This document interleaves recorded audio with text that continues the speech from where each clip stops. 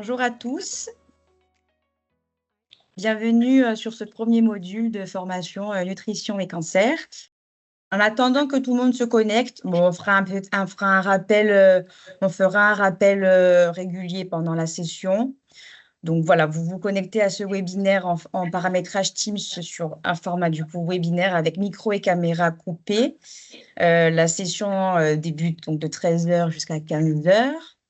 Vous avez la possibilité de poser vos questions durant tout le webinaire via l'onglet QR ou dans le forum de conversation classique. L'intégralité du webinaire sera enregistrée et disponible dans un second temps en replay.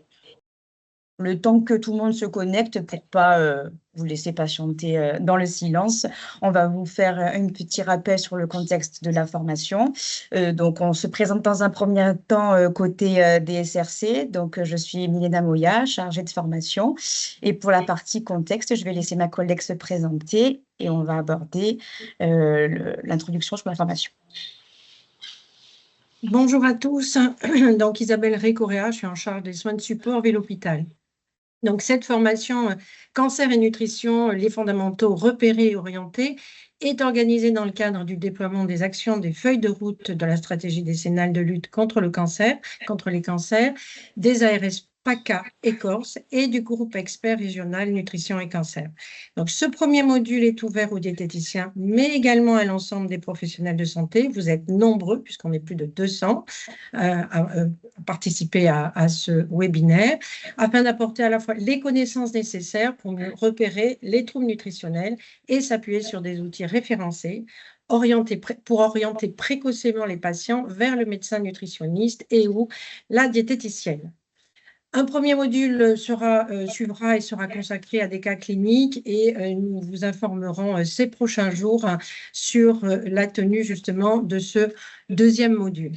Donc, les étapes de ce webinaire, une première partie qui sera présentée par le professeur Stéphane Schneider, gastro-entérologue et professeur de nutrition au CHU de Nice, donc sur le contexte de la prise en charge de l'état nutritionnel dans le parcours cancer, les problématiques et enjeux. Ensuite, Isabelle Besnard, diététicienne clinique au CHU de Nice, présentera le volet du dépistage à l'évaluation d'un patient atteint de cancer dans son parcours thérapeutique. Puis, Anne-Caroline Fleury, diététicienne clinique IMEFC de Toulon, présentera la partie concernant l'orientation des patients en fonction de leurs besoins pour une prise en charge nutritionnelle encadrée et adaptée. Et puis après, je ferai un petit rappel sur les ressources au niveau national et en région, en particulier nos outils. Ce sera l'occasion pour vous peut-être d'envoyer des questions à nos intervenants qui répondront en fin de webinaire. Je pense que nous aurons ensemble au moins 30 à 40 minutes pour cet échange-là. Je vais laisser la parole maintenant au professeur Schneider, à Anne-Caroline Fleury et Isabelle Besnard de se présenter quelques minutes avant la première présentation de Stéphane Schneider. Bonjour à tous et à tous, je m'appelle Stéphane Schneider, je suis professeur de nutrition au CHU de Nice. Et pour ce qui nous concerne, je suis vice-président de la SFNCM. Pour ce qui nous concerne, on a travaillé longtemps en groupe, ce groupe expert nutrition et cancer que j'ai l'honneur de présider. Donc j'ai le plaisir d'un peu de contextualiser ça avant que mes collègues disent, voilà, la nutrition c'est important, ce que je vais vous présenter, et comment la dépister et la diagnostiquer. Alors, je vais commencer par cet algorithme de l'ESPEN, qui est le classement des dénutritions, qui recommande, mais ce n'est pas valable en France, de screener, de dépister d'abord les patients avant de faire le diagnostic. Et vous voyez ici que la dénutrition peut être liée à plusieurs facteurs. Ici, la dénutrition sans maladie, qui est surtout vue dans les pays en voie de développement, de temps en temps dans nos pays par rapport à la pauvreté. Ensuite, vous avez la dénutrition liée à une maladie sans inflammation, par exemple les suites d'un AVC, la dysphagie après sur un Parkinson, la sclérose latérale amyotrophique, le syndrome de Grelcourt, une malabsorption. Il n'y a pas d'inflammation, mais ce qu'on voit principalement dans les hôpitaux, c'est une maladie avec inflammation. Ça peut être aigu, mais ça peut être, et ce sont les patients qu'on voit avant tout, hein, les premiers sont en réanimation, en chirurgie, mais on va surtout voir des patients qui ont une maladie chronique avec inflammation. Ce qui est important, c'est que ceci est synonyme de cachexie. Attention au fait que la cachexie, elle est souvent employée pour dire ah, la personne est extrêmement maigre, n'a que la peau sur les os, mais en fait, la cachexie, c'est toute dénutrition liée à une maladie chronique avec inflammation, que ce soit la cachexie cancéreuse, la cachexie respiratoire, hépatique, cardiaque, rhumatismale. Alors, le cancer, pourquoi? Parce que c'est fréquent. Et vous voyez donc 10% à peu près des malades en Europe, des personnes en Europe vont développer un cancer. Et ce qu'on voit, on a quand même la chance d'avoir une prise en charge qui est peu limitée en fait, qui est assez complète, parce que vous voyez ici, 22%, l'Europe représente 22,8% des cancers et seulement 19,6% de la mortalité. C'est-à-dire que par rapport à d'autres pays, d'autres continents, on a une prise en charge qui permet de limiter la mortalité. Mais donc, la cachexie est souvent liée au cancer, c'est pour ça qu'on parle de cachexie cancéreuse. Un mot, c'est que, et on va le voir, on dit toujours, oui, si on essaie de nourrir un patient cancéreux, on n'y arrive pas. En fait, il y a 3 phases dans cette cachexie. Il y a une phase qui s'appelle pré-cachexie, avant qu'on ait perdu trop de poids, mais on commence déjà à avoir des signes. La cachexie à proprement parler et la cachexie réfractaire. C'est évident que dans cette cachexie réfractaire, vous allez beau vouloir intervenir au niveau nutritionnel, ça va être extrêmement difficile de faire reprendre du poids aux patients.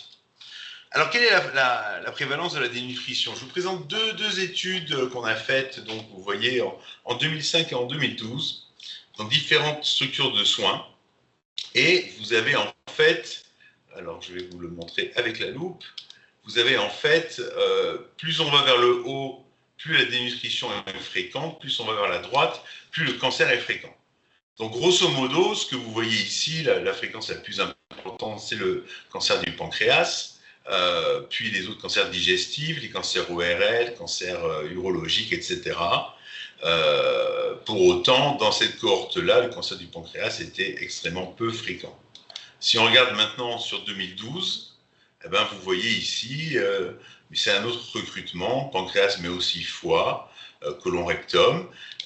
Et en fait, de manière globale, la dénutrition, la fréquence globale de la dénutrition était d'un peu moins de 40% et n'avait pas changé entre 2005 et 2012. Un message important aussi, c'est que dans le cancer du sein, qui est un cancer extrêmement fréquent, la dénutrition est relativement rare. Vous voyez ici 21% et ici 20%. Relativement rare puisque c'est la moitié de la prévalence globale. Alors, pourquoi est-ce que le malade atteint de cancer est dénutri? Je ne vous parlerai pas de tout l'aspect hypermétabolisme qui existe avec un groupe de travail qui travaille beaucoup dessus. Ça existe dans le cancer du pancréas, dans le cancer du poumon à petites cellules, par exemple. Mais c'est avant tout une réduction des apports. Alors, les mêmes cytokines qui entraînent une augmentation des besoins énergétiques, de la dépense énergétique, vont au niveau de l'hypothalamus entraîner une anorexie. Mais celle-là peut être aussi liée, vous voyez, à une douleur, dépression, tout signe finalement clinique chronique, des perturbations du goût et de l'odorat, des aversions alimentaires, une satiété précoce. Ensuite, vous avez potentiellement un obstacle anatomique ou fonctionnel sur le tractus digestif, surtout digestif haut. Et enfin, il ne faut pas oublier les complications du traitement, c'est-à-dire qu'en dehors des effets du cancer, des effets propres du cancer, vous allez pouvoir avoir nausées, vomissements, mucites, la bouche sèche, les troubles du transit qui vont évidemment dégrader les choses. Alors, on a interrogé dans la deuxième étude des patients pour savoir pourquoi ils mangeaient moins, pourquoi ils estimaient moins manger. Ça a été publié dans un journal de gériatrie, donc aux gériatries, et donc c'est présenté en fonction de l'âge. Vous voyez bleu foncé chez les patients de plus de 70 ans, bleu clair chez les patients de moins de 70 ans. Mais ce qui va nous intéresser, c'est de manière globale les symptômes. Et vous voyez, avant tout, ils n'ont pas faim. Et ensuite, ils ont des troubles du goût, des nausées, des vomissements, la fatigue, une dysphagie, une constipation, le fait que l'alimentation proposée au niveau hospitalier soit inadaptée, voire même mauvaise, la diarrhée, douleur abdominale, troubles de l'odorat, douleur buccale. Malheureusement, la peur de grossir, qui est totalement non pertinente, et également non pertinente, la peur de faire grossir la tumeur. Alors, quelles sont les conséquences de cette dénutrition? Vous voyez, il y en a plusieurs de manière générale.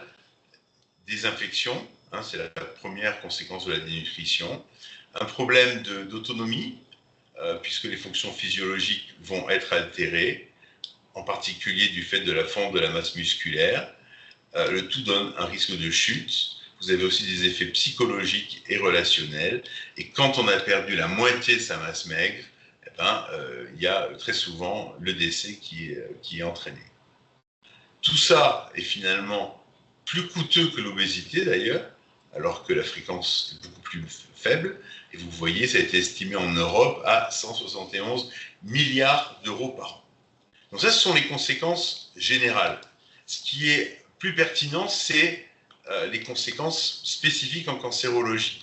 Plus d'infections nosocomiales, et après, vous allez voir, on a plus de complications de la chirurgie, de la chimiothérapie, de la radiothérapie, une diminution de la réponse à la chimio, on opère moins les malades, on peut moins les opérer, augmentation de la mortalité, diminution de la qualité de vie et augmentation des coûts. Tout ça, ça a été montré chez des patients atteints de cancer. Alors, ce sont des, vous voyez, 1998, ce sont des données assez anciennes.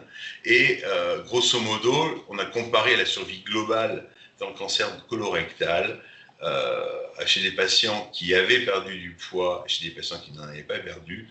Vous voyez ici que la différence est très significative. C'était la survie globale. Au niveau de la survie sans récidive, c'est exactement la même chose.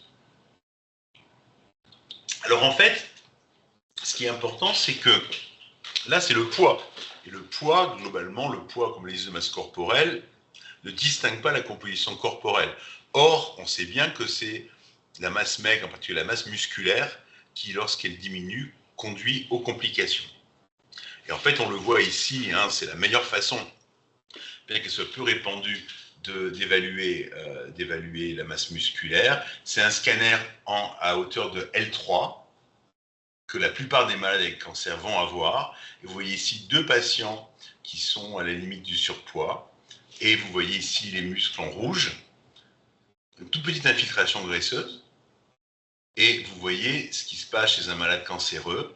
Eh bien, vous avez cette myostéatose, donc l'infiltration du muscle par la graisse, et la diminution, vous voyez, de la paroi abdominale, donc de la musculature abdominale, avec en parallèle une augmentation du tissu adipeux périviscéral. Donc, en fait, si on suit juste le poids, on est incapable de faire la différence entre ça et ça. Or, c'est important parce que mon amie Carla Prado, au Canada, a étudié des malades obèses, cette fois-ci, avec un cancer. Alors, c'était des cancers respiratoires et digestifs principalement, et a évalué les malades en fonction de leur masse musculaire. Ce n'est pas exactement la sarcopénie, mais c'est souvent considéré comme ça. Et en fait, vous voyez ici la survie chez des malades non sarcopéniques, non myopéniques, et la survie chez des malades qui l'étaient. Il y avait 4,2 fois plus de risque de décès chez les patients sarcopéniques. D'où l'intérêt de la mesure de la composition corporelle. Alors, ça, c'est un autre élément, c'est qu'est-ce qui se passe quand on intervient? Ben, il y a une efficacité de l'intervention. Vous voyez ici des patients qui ont un cancer bronchique non à petites cellules, et vous voyez ici ceux qui ont gagné du poids, donc en bleu assuré, et en vert, vous avez ceux qui ont perdu du poids, ou en ont gagné en tout cas moins de 5%. Là aussi, une différence assez majeure. Alors, quand on prend en charge ces malades, qu'est-ce qu'on a en fonction du type de cancer, de la localisation? Qu'est-ce qu'on a comme effet de l'état nutritionnel ou d'alimentation au diagnostic? On ne parle pas de facteurs associés à la survenue de cancer, mais on parle de facteurs associés à la mortalité globale, spécifique, à la rechute ou à la survenue de nouveaux cancers. Donc, on a travaillé au niveau de l'INCA, dans un groupe de travail, INCA et NACRE, pour présenter donc cet état nutritionnel au diagnostic de cancer. Alors, vous voyez, c'est très petit, je m'en excuse. On va essayer de grandir un petit peu. Et vous voyez ici le rôle du surpoids et de l'obésité, surtout dans le sein, qui est vraiment un cancer à part. Donc un effet, alors ce qui est orange, c'est suggéré. Ce qui est rouge, c'est prouvé. C'est aussi prouvé dans le cancer colorectal. Par contre, ça protège en vert dans le cancer du poumon, dans le cancer de l'œsophage. Et encore, pour le rein, on suggère que ça augmente, vous voyez ici MG, la mortalité globale. Ça, c'est l'obésité. Maintenant, vous avez la dénutrition. Et la dénutrition, très clairement, elle influence le pronostic du cancer du côlon et du rectum. C'est suggéré dans le cancer du poumon, dans celui de l'estomac, dans celui du col de l'utérus. Et en fait, depuis qu'on a publié ce travail, il y a eu plusieurs travaux montrant que la sarcopénie, que vous avez ici en dernière ligne, était associée à un plus mauvais pronostic dans de nombreux cancers. Ensuite, vous avez l'effet des aliments, donc le soja pour le cancer du sein avec les risques spécifiques de la prise, les fibres qui protègent du cancer du sein, le café qui paraît protégé dans le côlon rectum, les produits laitiers gras, vous voyez, jaune, on ne peut pas se prononcer. Donc, il n'y a pas de chose particulière. Les graisses végétales, on a l'impression que ça protège chez les patients au diagnostic du cancer de prostate. Donc, pauvre en graisse, ça c'est riche en graisse. Pauvre en graisse, ça aide dans le cancer du sein. La limitation de la perte de poids aide dans le côlon rectum. Et après, vous avez les compléments alimentaires, mais vous voyez des warnings pour chacun parce qu'il y a des toxicités propres. Et idem pour les champignons chinois qui n'ont été mis en évidence comme effet positif que chez les Chinois. Alors, on a proposé des recommandations. Donc là, on est au-delà du diagnostic. Le diagnostic qui a été porté, le diagnostic de dénutrition. Et vous voyez ici, ce sont les recommandations françaises qui commencent à dater. Elles ont 12 ans. Et globalement, c'est celles de l'ESPEN qui sont téléchargeables sur espen.org gratuitement, qui aujourd'hui montrent l'évolution des recommandations. Ce qui est important, et d'ailleurs on l'a montré également dans le service, c'est l'effet de la prise en charge diététique. Donc vous avez ici un travail portugais où en fait donc des patients, vous voyez, avec un cancer colorectal sous radiothérapie, et les malades ont été randomisés en 3 groupes. Vous avez ici le groupe à qui on a donné, donc il y a les calories ici et les protéines de l'autre côté, le groupe de conseil nutritionnel par une diététicienne, le groupe à qui on a donné des compléments et le groupe à qui on n'a rien fait. Et donc, au milieu, s'arrête la radiothérapie. Et en suivant les malades, vous voyez que les malades qui ont bénéficié pendant la première phase de conseil diététique vont maintenir leur apport calorique, alors ceux chez qui on arrête les CNO vont perdre les ingestats qu'ils avaient avant. C'est exactement la même chose pour les protéines. Les grammes de protéines, vous voyez, sont maintenus dans le premier groupe, diminuent quand on arrête les CNO. Alors, qu'est-ce que ça donne? Donc, vous allez me dire, c'est bien, ils mangent plus, mais bon, qu'est-ce que ça donne au niveau clinique? Eh bien, vous voyez, si on regarde le pourcentage de patients avec un état nutritionnel normal, il est beaucoup plus important dans le groupe conseil diététique. Puis, dans le groupe CNO, par contre, vous voyez, dans le groupe standard, il y a très peu. Les nausées-vomissements, pareil, toxicité est moindre, aussi au niveau nausées-vomissements, diarrhée et anorexie. C'est un peu moins évident pour l'anorexie. Ce qui est intéressant, c'est que ce groupe de patients, donc ça c'était la première publication, ce groupe de patients a été revu au bout de 6 ans et demi. Qu'est-ce qu'ils étaient devenus? Vous voyez déjà la toxicité tardive est moins importante dans le groupe 1, c'est-à-dire le groupe qui a reçu les conseils, que dans les 2 autres groupes. Après, ici, et c'est surprenant, la survie. Vous avez en haut la survie des patients avec conseil diététique, celle des patients avec CNO et celle des patients avec rien. Donc c'est très surprenant. Nous, dans le service, on a mis en évidence une diminution de la toxicité, mais quelque chose d'une tendance sur la mortalité, mais qui était juste une tendance non statistiquement significative. Mais en tout cas, ça nous a permis, tout ça, ça a permis de faire des recommandations. Vous voyez dans les projets, dans les plans personnalisés de soins, ici vous avez celui des tumeurs de l'œsophage, vous voyez, conseil diététique plus ou moins CNO systématique jusqu'à la sonde nasogastrique. Pour les autres tumeurs, conseil diététique en cas de radiochimio et en cas de radiothérapie seule, si le malade est dénutri ou mange peu, conseil diététique et CNO, s'il n'est pas dénutri, on le suit. Et donc tout ça, voilà, c'est la prise en charge. Maintenant, il y a aussi la discussion avec les malades qui ont entendu pas mal de choses, et au niveau, au niveau du dispositif spécifique du cancer régional, on a mis en place cette affiche qui est destinée à être un peu affichée partout, et grosso modo qui lutte contre les idées reçues sur le jeûne, sur les sucres, en particulier les féculents, sur le lait et sur les compléments alimentaires et aliments miracles. Donc ça, vous voyez, patients, parlez-en à votre équipe médicale, il faut les mettre, il faut les afficher dans les salles d'attente en particulier.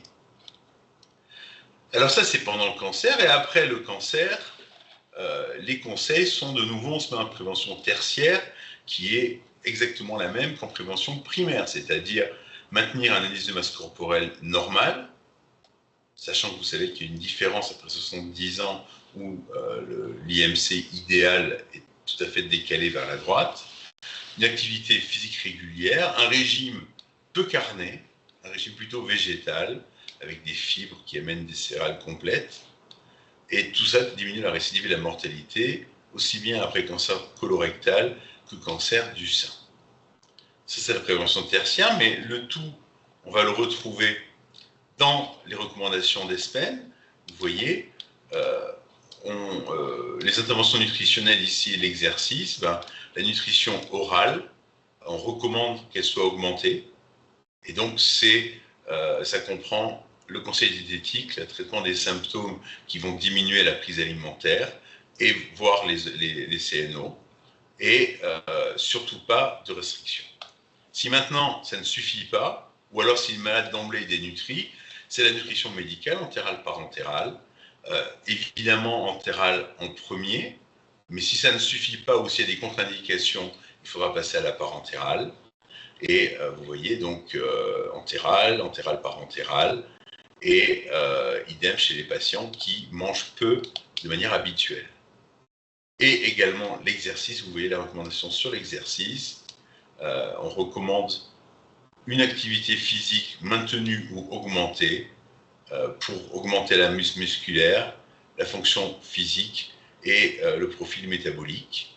Et cet exercice doit être idéalement contre résistance et la musculation, en plus de l'exercice physique aérobie, à savoir schématiquement le cardio. Et donc tout ça, ça se retrouve sur ce qu'on appelle les fact sheets d'ESPEN.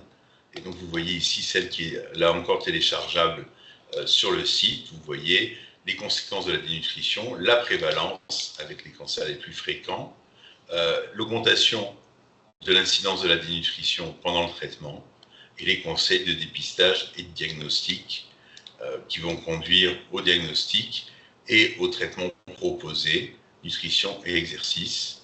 Et vous voyez ici comment optimiser la pratique en oncologie. D'abord, il faut que la nutrition joue un rôle particulier et un rôle majeur au niveau des soins de support pluridisciplinaires, un partenariat avec les différents intervenants, un dépistage de tous les patients et une intervention qui combine l'exercice et la nutrition, le tout étant situé autour du malade, évidemment. C'est aux professionnels de circuler autour du malade et pas le contraire. Et je vous remercie pour votre attention. Merci, professeur Schneider, pour cette brillante présentation. première partie. Alors, je pense qu'il doit y avoir déjà des questions, ou en tout cas, Milena nous l'a dit, hein, envoyez vos questions via le chat et en fin des 3 interventions, on fera le tri pour que chacun puisse y répondre. Et je vous propose de passer immédiatement à la deuxième partie de ce webinaire, c'est-à-dire Isabelle Besnard sur l'aspect de prise en charge du patient à l'hôpital. Donc voilà, donc on se représente avec Anne-Caroline. Moi, je travaille au CHU de Nice depuis un certain nombre d'années en cancérologie digestive. Donc je vous ferai la partie plutôt avant, à la découverte de la pathologie et lors de l'hospitalisation, de la prise en charge en milieu hospitalier. Et Anne-Caroline vous fera le pan plus la ville suite à l'hospitalisation. Donc, on va vous parler des différentes situations qui s'offrent à nous avant la découverte, à la découverte de la maladie et pendant les traitements, et le suivi au domicile par la suite. On fera peut-être une différence lorsqu'il y a une prise en charge nutritionnelle au cours des hospitalisations, quand la présence des diététiciennes est active. Dans certains services, malheureusement, il n'y a pas de diététicien, donc la prise en charge nutritionnelle est plus légère, et ce sera l'intérêt du réseau de ville de faire ce lien et de faire cette prise en charge nutritionnelle. Donc, on verra le rôle de chaque professionnel de santé autour de cette évaluation de l'état nutritionnel et de cette prise en charge, et on vous montrera les outils à disposition. Diapo suivante. Donc, comme vous l'a dit le professeur Schneider, il y a quelque chose qui peut alerter dès le départ, c'est la perte de poids du patient. Donc, la perte de poids, une perte de poids inexpliquée, c'est souvent le signe précurseur de la pathologie cancéreuse. Donc, les symptômes, vous les avez déjà vus, mais je pense que c'est important de le répéter.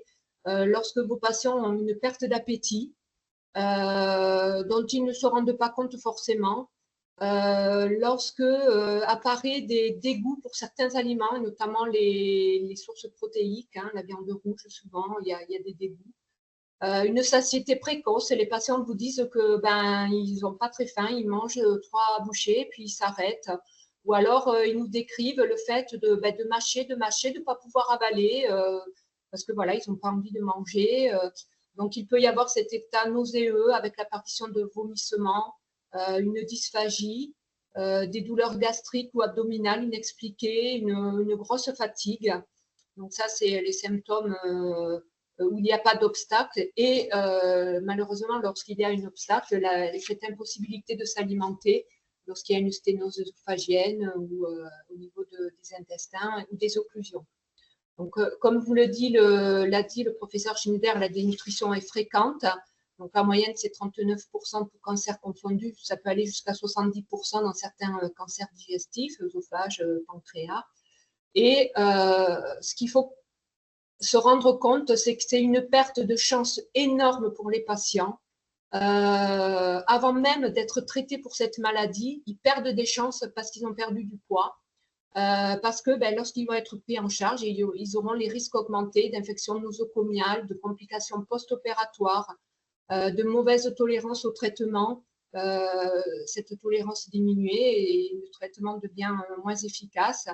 Et il y a la diminution de la qualité de vie aussi qui va entrer en jeu. La part psychologique a une part importante aussi et elle risque d'être diminuée, etc. Diapo suivante. Donc là, on va passer au côté très pratique. Donc là, je parle à tous les professionnels qui entourent le patient au domicile. Donc le patient, l'entourage proche, l'infirmière libérale qui va voir son patient régulièrement, voilà, peut constater cette perte de poids. Le pharmacien d'officine qui voit régulièrement son patient et qui constate qu'il perd du poids, qu'il est plus fatigué.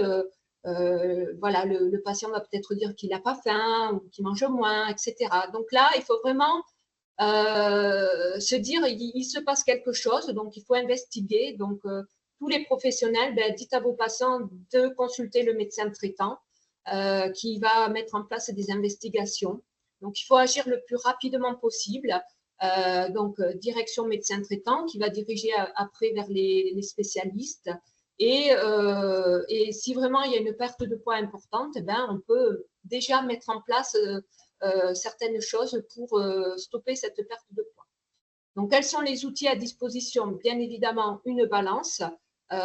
Donc, il faut bien dire aux patients et à vous, tous les professionnels de santé, il faut peser vos patients régulièrement.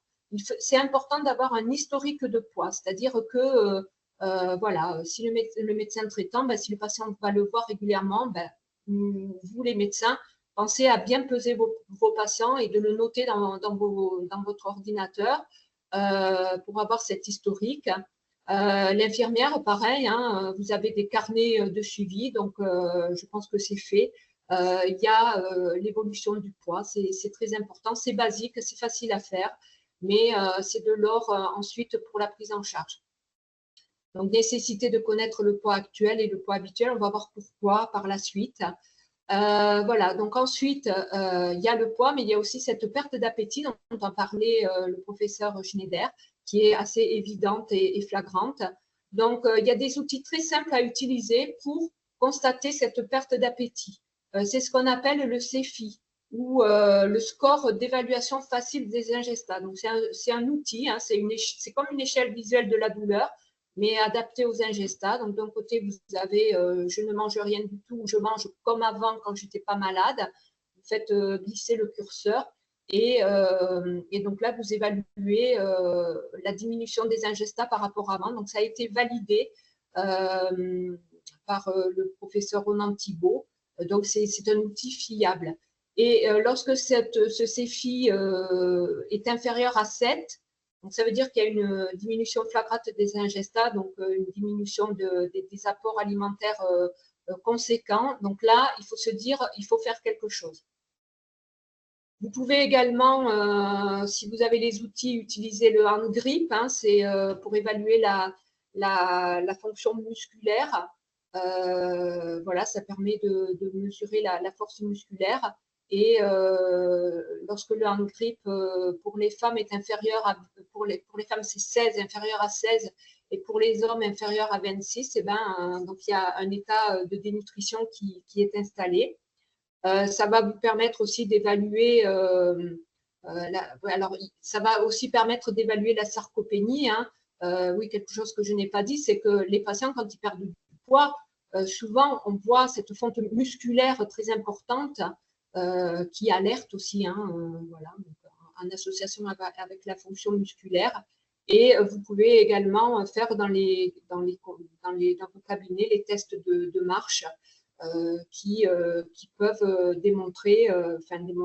mettre en exerce cet état de sarcopénie, de cachexie. Diapo suivante.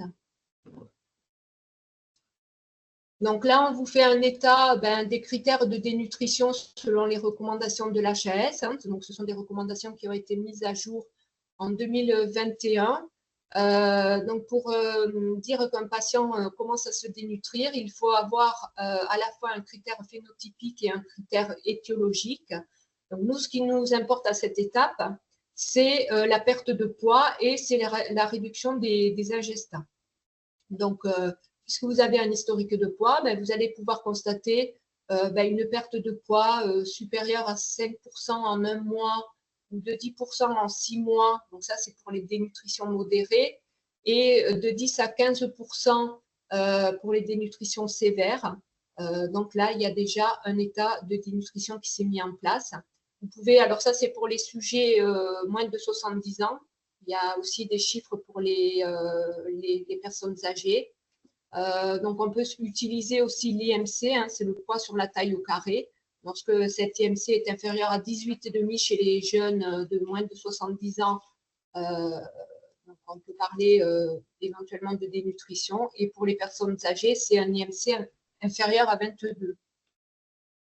Et ça, c'est pour la dénutrition modérée. Et ensuite, donc on peut utiliser aussi le hand grip pour évaluer la fonction musculaire. Et les critères étiologiques, bon, pour les situations d'agression, au moment où je vous parle, on n'a pas encore on n'a pas diagnostiqué le cancer en tant que tel, donc on ne peut pas utiliser la situation d'agression, mais on peut déjà faire un état des lieux des ingestats, et lorsque la réduction de la prise alimentaire est supérieure à 50%, donc un CFI à 5 pendant plus d'une semaine ou de 2 semaines voilà, on peut se dire qu'il y a un état de dénutrition qui s'installe.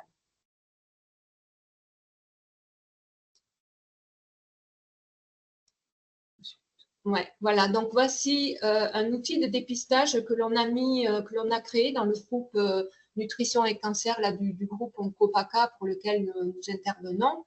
Donc, ce document est très pratico-pratique. Vous pouvez le télécharger, vous pouvez l'utiliser et éventuellement, puisque vous avez déjà détecté et évalué l'état nutritionnel avant même qu'il soit dirigé en milieu hospitalier, vous pouvez donner un exemplaire à votre patient peut-être qui pourra nous l'amener nous en consultation hospitalière et ça nous permettra aussi de faire le lien avec vous dès le départ et d'avoir un suivi par la suite. Donc c'est un outil qui peut vous être très utile. Donc ensuite, arrivent les patients à l'hôpital. Donc là, le diagnostic va être abordé, les investigations vont être faites. Donc les recommandations à l'heure actuelle, c'est de prendre en charge le patient au mieux dès le début de traitement, mais idéalement dès le début de la prise en charge, voire avant si vous avez eu les moyens de le faire. Donc, l'évaluation de l'état nutritionnel va être le même que celui que je viens de vous présenter, hein, le poids, les ingestats, l'évaluation des ingestats, etc. Donc ensuite, nous allons définir les besoins nutritionnels en énergie, en protéines, en macro et micronutriments.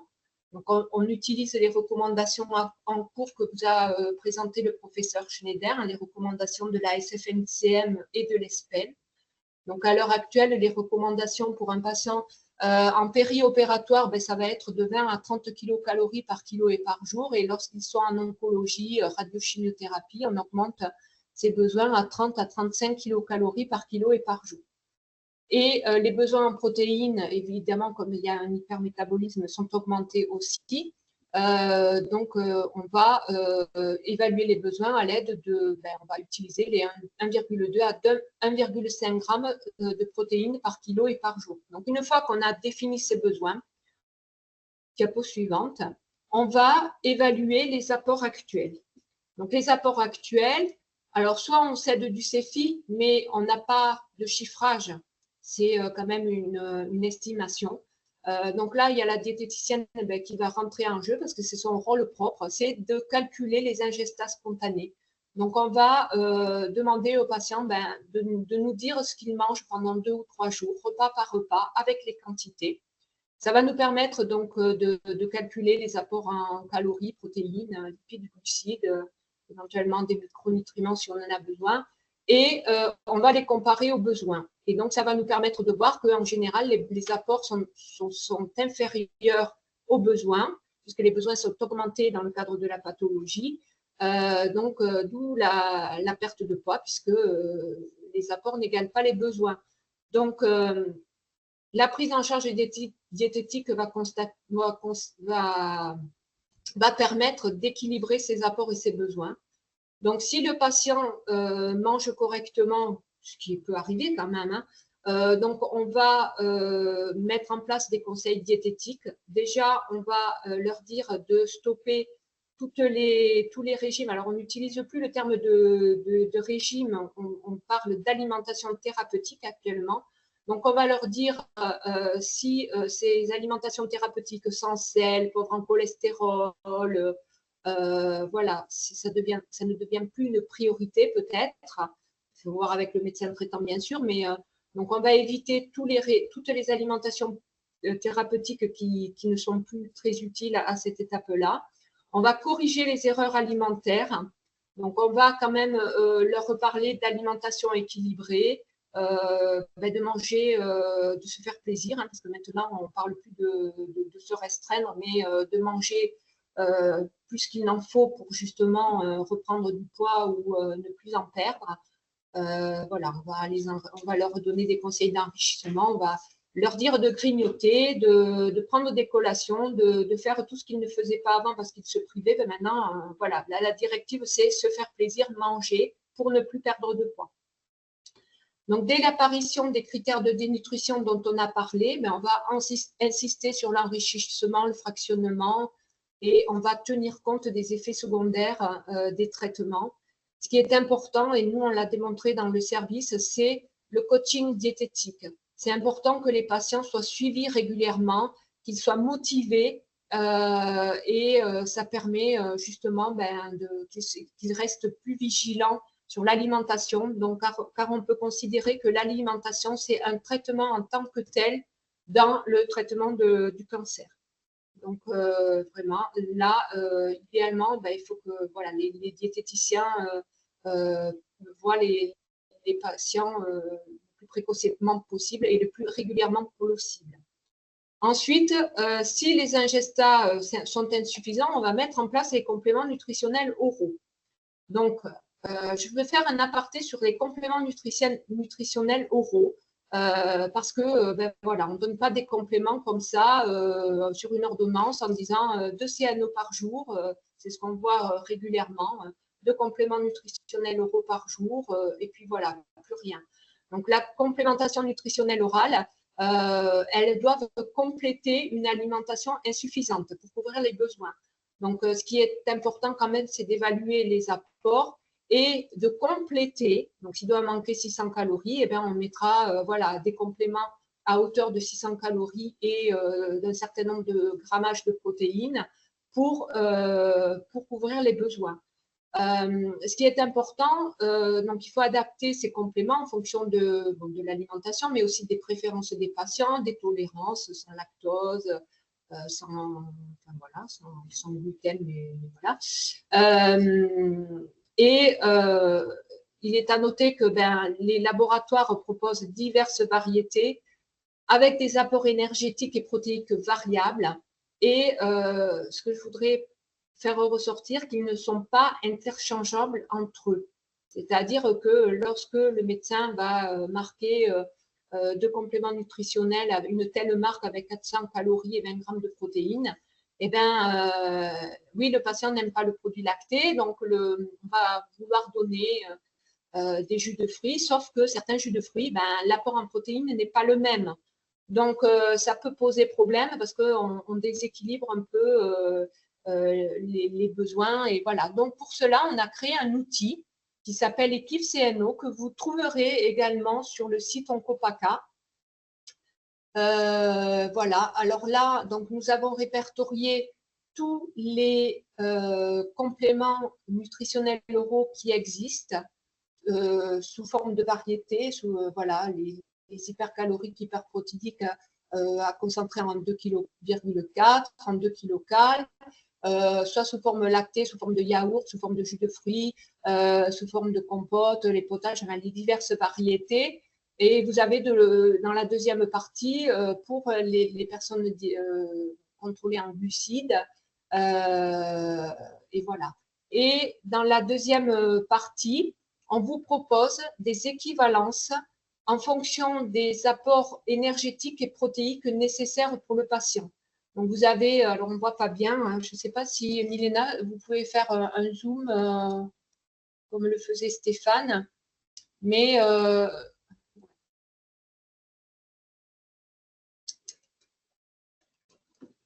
donc, en fait, on a mis des équivalences de compléments en fonction des apports caloriques et protéiques que l'on doit supplémenter. Alors, je ne sais pas si on va y arriver. Voilà. Là, par exemple, si le patient mange assez bien et qu'il manque 400 à 500 calories, on vous a fait des équivalences avec des produits lactés, avec des produits fruités, des biscuits, éventuellement des poudres de protéines. Voilà, donc ça peut être intéressant. Donc cet outil, en fait, est surtout destiné aux pharmaciens. Donc, j'encourage les pharmaciens à se le procurer sur le site. Parce que, voilà, si vous n'avez pas la marque du produit prescrit par le médecin, vous pouvez le remplacer avec d'autres compléments, mais sous des variétés différentes. Voilà. Donc, moi, ce que je fais dans le service, c'est que bon, j'ai l'avantage de pouvoir prendre en charge tous les patients pour qui un cancer se déclare, hein, pour qui que l'on prend en charge. Et je fais tester les produits et je fais faire une ordonnance avec les produits qu'ils aiment. Voilà. Et souvent, ils arrivent en pharmacie et puis on leur dit ah ben non, on n'a pas celui-là, on en a un autre. Alors c'est un peu embêtant parce qu'ils ont goûté un produit qu'ils apprécient. La marque, notre marque n'a pas forcément le même goût et n'a même peut-être pas la même valeur nutritionnelle. Donc voilà. Donc c'est un outil qui peut être utilisé aussi en hôpital par les infirmiers, voilà, pour donner des directives à leurs patients. Diapo suivante. Voilà. Et si les compléments diététiques, si les compléments nutritionnels et conseils diététiques ne sont pas suffisants, donc toujours avec des calculs que nous faisons, on va instaurer un support nutritionnel. Donc ça sera plutôt le thème du deuxième module. Mais bon, je l'aborde un petit peu ici. Si le tube digestif est fonctionnel, on va proposer une nutrition entérale par sonde nasogastrique, sachant que si cette nutrition doit durer un certain temps, on va potentiellement proposer une gastrostomie périendoscopique. Et si le tube digestif n'est pas fonctionnel, ce qui est assez fréquent chez les patients qui présentent des carcinoses péritonéales ou qui supportent très mal leur chimiothérapie avec beaucoup de nausées, vomissements, on va leur proposer une nutrition parentérale.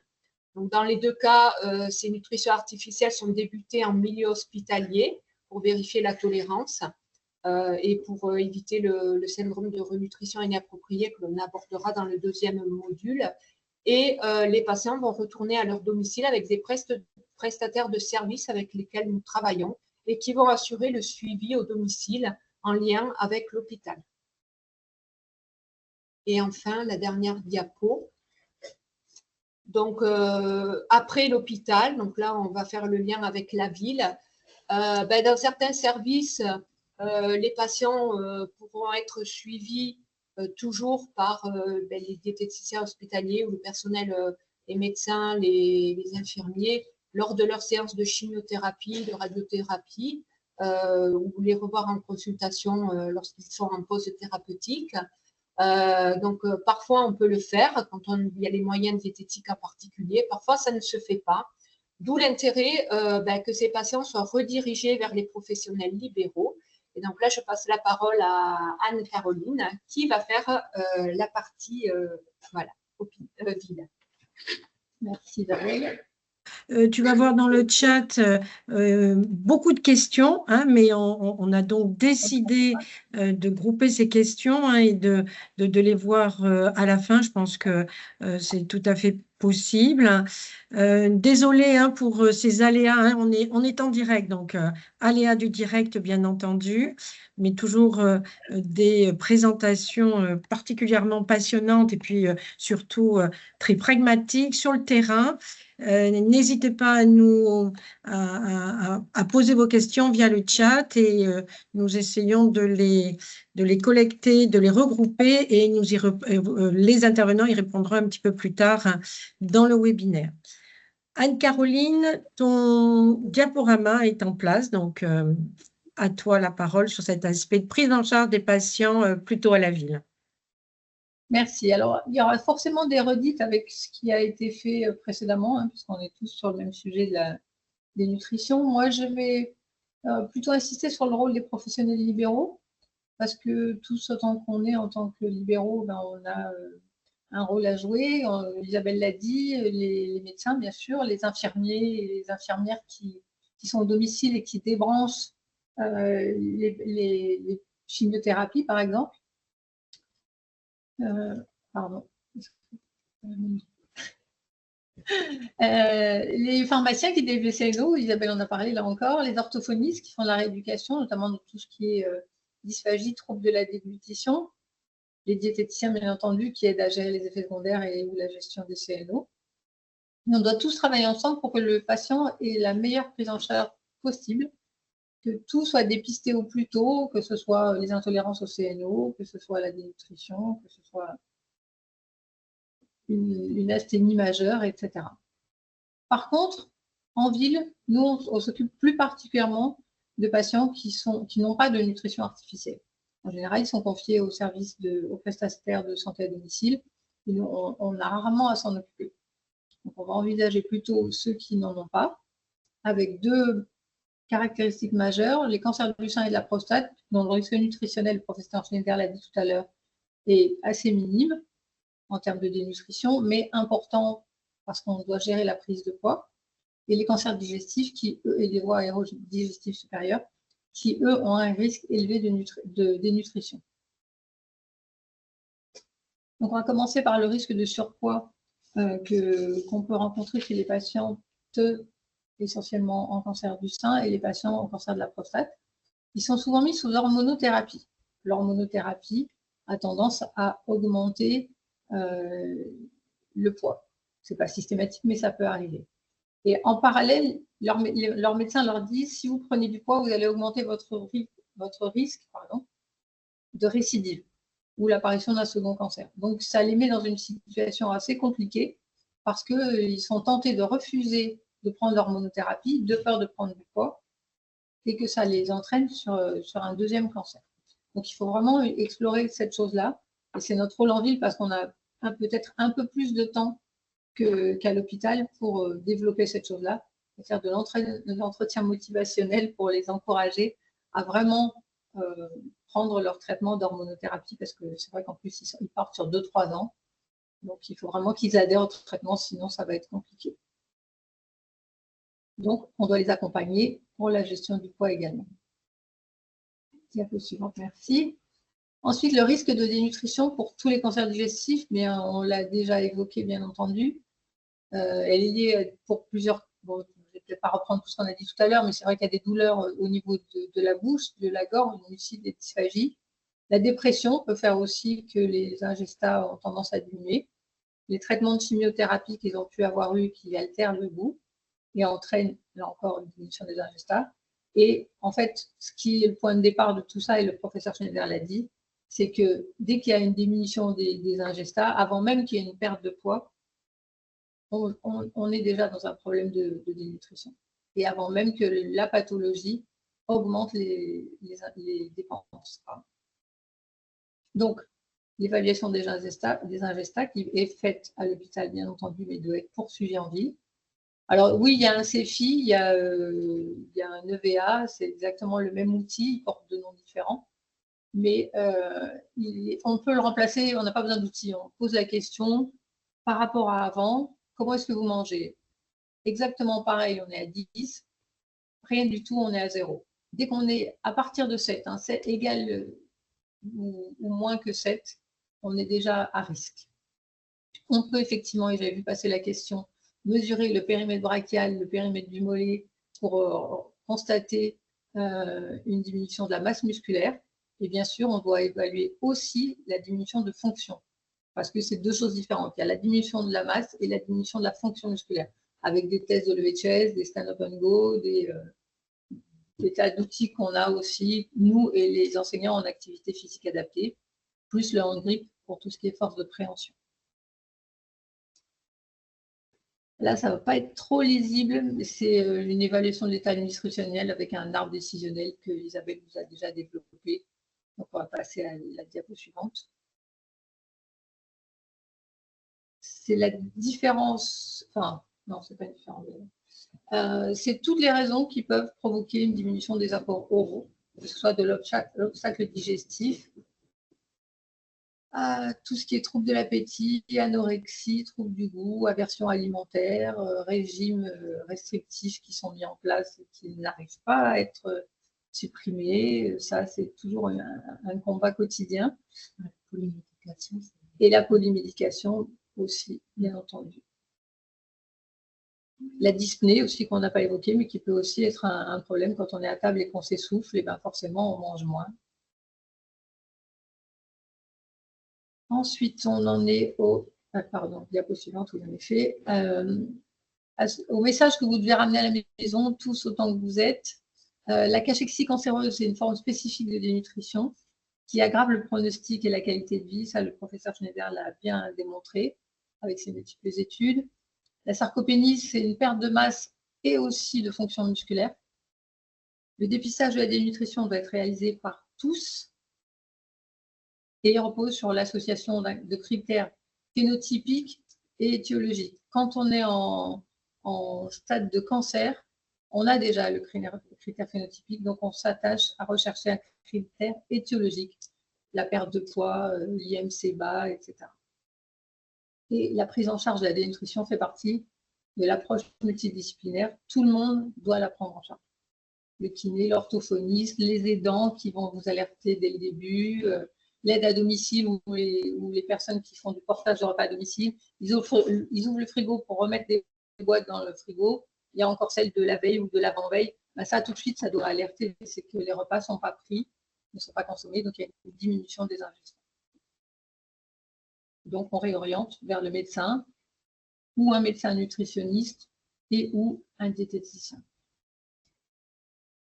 Alors ça va être peu lisible, mais bon, vous l'aurez dans les slides qu'on vous remettra. C'est traduit et adapté d'un protocole de l'ICM de Montpellier. C'est à quel moment on fait des conseils diététiques, une alimentation équilibrée, une alimentation enrichie, une alimentation plaisir, des sélénaux. Vous voyez qu'on n'en met pas partout. Et quand le patient n'est pas dénutri ou pas à risque de l'être, on n'en met pas. Nutrition artificielle, c'est plus quand il y a un vrai risque de dénutrition ou qui sont déjà dénutris. La nutrition artificielle, on l'a évoqué, c'est tout ce qui est nutrition entérale, parentérale, et la surveillance tout le temps pour tout le monde. Diapo suivante. Ça a été déjà développé, mais on doit accompagner nos patients dans la poursuite et la reprise d'une alimentation équilibrée, et c'est essentiel en tenant compte du fait des dimensions psychologiques et sociales dans lesquelles les patients se trouvent, et en les protégeant de tout ce qui est dérive sectaire. Parce on réadresse si besoin, le patient va sur son médecin traitant pour une évaluation des besoins. Et il y a aussi un autre outil qui est super intéressant, c'est le parcours global post-cancer qui est mis en place, c'est financé par l'ARS. L'intérêt, c'est qu'il y a 3 volets, activité physique et adaptée, diététique et psychologie. Et on essaie de trouver des professionnels de santé qui sont à proximité des patients. On ne les renvoie pas de nouveau sur des structures hospitalières ou centres de radiothérapie. On essaie de faire ça proche de chez eux, parce que c'est plus pratique aussi la plupart du temps. Et vous trouverez toutes les infos quand vous scannerez les QR codes pour toutes les structures. Je n'ai pas la main sur le curseur, mais ce qui est sur la fiche de prescription à droite, qu'on aurait pu zoomer. En bas, vous avez un QR code qui vous permet de repérer les structures à proximité de chez vous qui vous permettent d'adresser vos patients pour qu'ils aient le trio diète, psy, activité physique adaptée. Et le QR code qui est sur la gauche, lui, vous ramène à la liste des professionnels diététiciens qui sont spécialisés en cancérologie. On les appelle les oncodiètes. C'est un réseau qui est peu connu des autres professionnels de santé que les diètes, mais qui a le mérite d'exister. Et donc, c'est des gens à qui vous pouvez adresser en toute confiance vos patients parce qu'ils savent de quoi ils parlent quand ils parlent de cancérologie, que ce soit des traitements ou des suites à y apporter. Enfin, oui, effectivement, diapo suivante. On a un rôle à jouer dans la prévention avec toutes les recommandations qui vous proviennent du réseau NACRE et qui vous disent limiter l'alcool, augmenter l'activité physique, se peser régulièrement, avoir une alimentation riche en fibres, enfin, que des choses qu'on a déjà dit, mais qui peuvent là aussi être affichées dans les salles d'attente et ou discuter avec les patients. Dernière diapo. En conclusion, pour la prise de poids, il faut faire en sorte que ce ne soit pas un frein à la prise des traitements, encourager à une alimentation équilibrée et à des apports en oméga 3, entre autres, en fibres, etc. Et en dénutrition, il faut anticiper et c'est l'affaire de tous. Je vous remercie.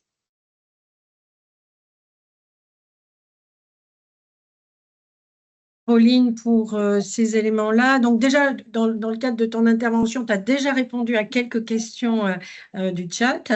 Je vais... Oui, tu as répondu à quelques-unes, le tour du mollet, enfin, etc., etc.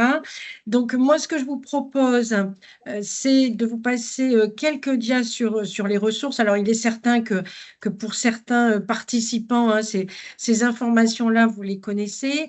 N'hésitez pas aussi à nous faire passer des informations hein, pour enrichir peut-être ce diaporama, puisqu'il y aura un replay. Donc, important de nous questionner, bien entendu, hein, et de questionner les intervenants. Ils sont là. C'est une grande chance, hein, tous les trois, et je les remercie à nouveau.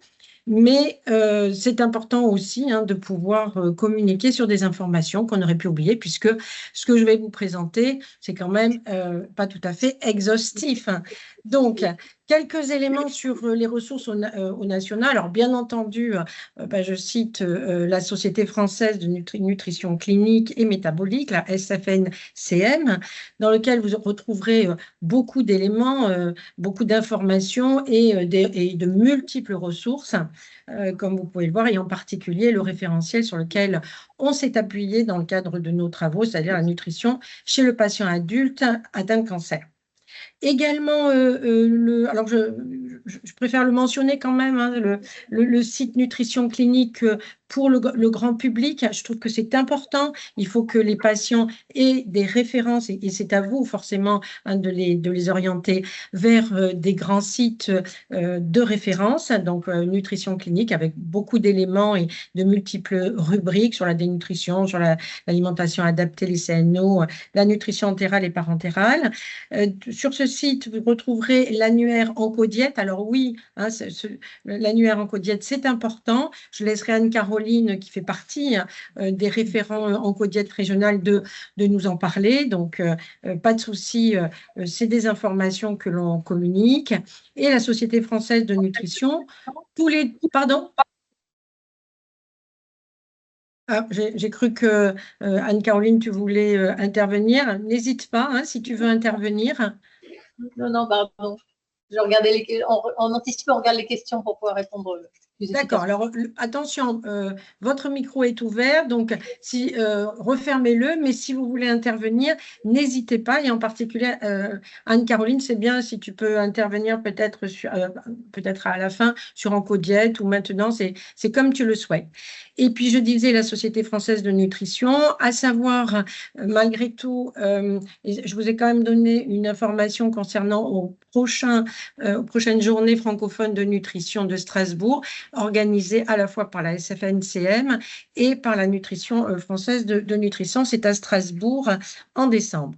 D'autres ressources au national, alors bien entendu l'Institut national du cancer, hein, avec une rubrique pour les professionnels en deux parties, l'une sur la prévention primaire et l'autre sur pendant et après le cancer, avec les éléments, alors la fiche nutrition et prévention des cancers qui date je crois de 2015, la grosse étude impact des facteurs nutritionnels pendant et après le cancer, qui est un peu plus tardive je crois, mais guère plus 2016, mais qui est toujours d'actualité, et puis d'autres éléments qui ont été publiés ces dernières années. C'est important d'aller les consulter.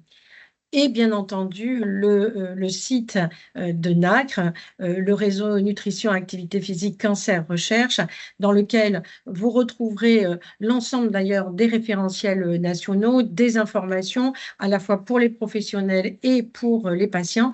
Il est indispensable hein, de connaître ces sites pour pouvoir bien orienter vos patients parce que vous savez qu'ils vont souvent sur les sites et parfois avec des éléments qui ne sont pas toujours justes. Alors, de notre côté, au niveau du DSRC, nous avons réuni dans le cadre, depuis 2018, dans le cadre d'un groupe expert régional nutrition et cancer, hein, qui est piloté par la présidence du professeur Schneider, une trentaine d'experts nutrition, pluridisciplinaires aussi, hein, diététiciens, mais également professionnels APA, également des pharmaciens, des médecins généralistes.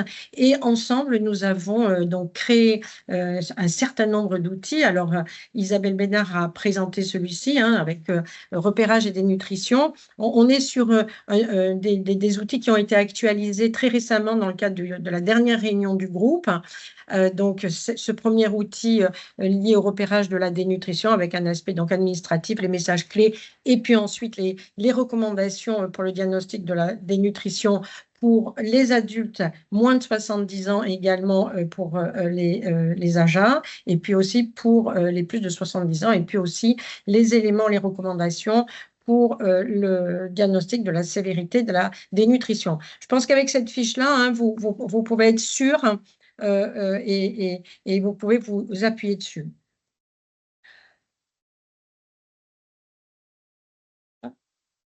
Une deuxième fiche qui est, alors là, en 4 volets, qui est sur la nutrition artificielle. Je ne m'y arrêterai pas, puisque effectivement, ça fera plutôt l'objet du prochain module, mais avec toujours le même process, des éléments, bien entendu, de référentiel national, avec cet arbre décisionnel du soin nutritionnel et des besoins éventuels d'orienter sur de la nutrition entérale ou parentérale.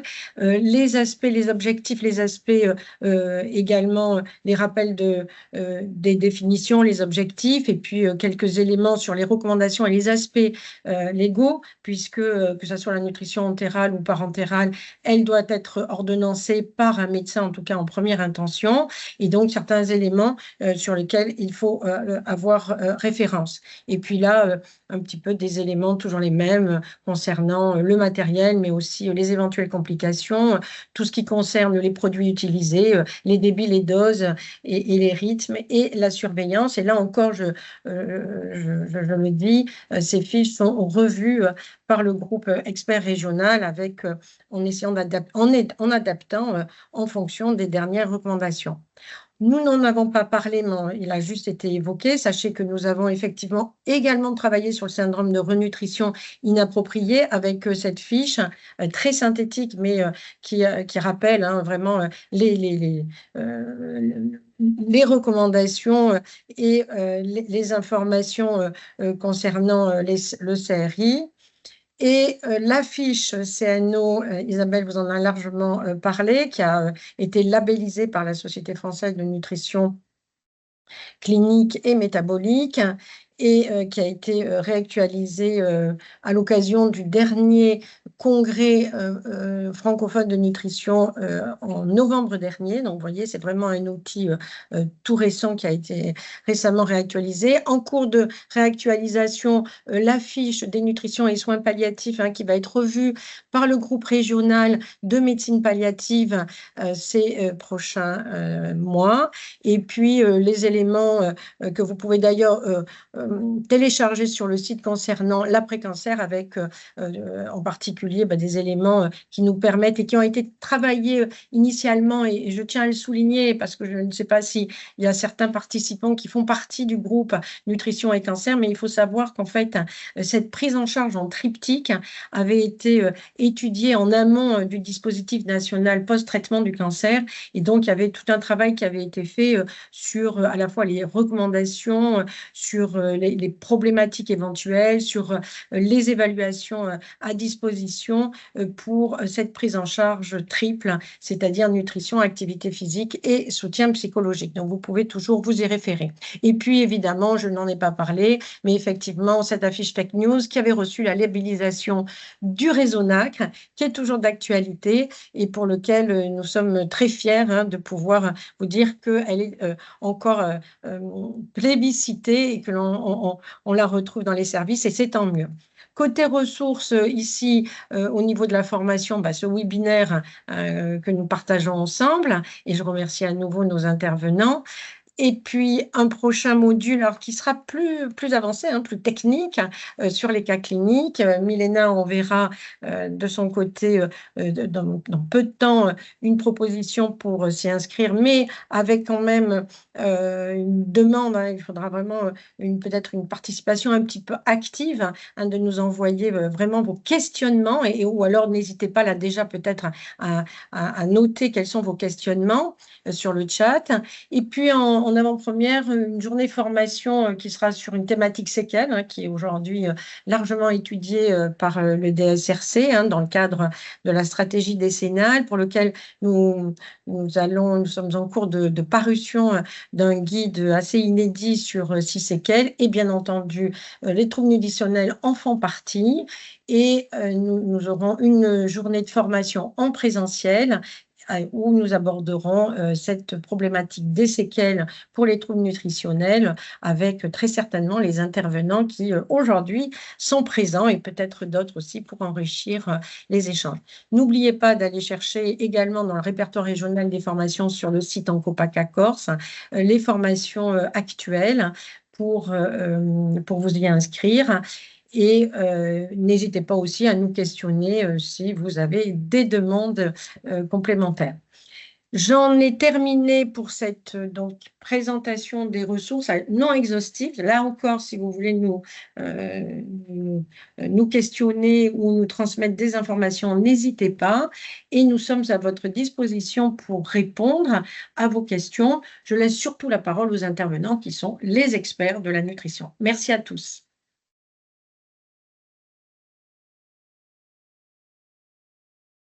Alors, je ne sais pas qui va commencer à prendre la parole.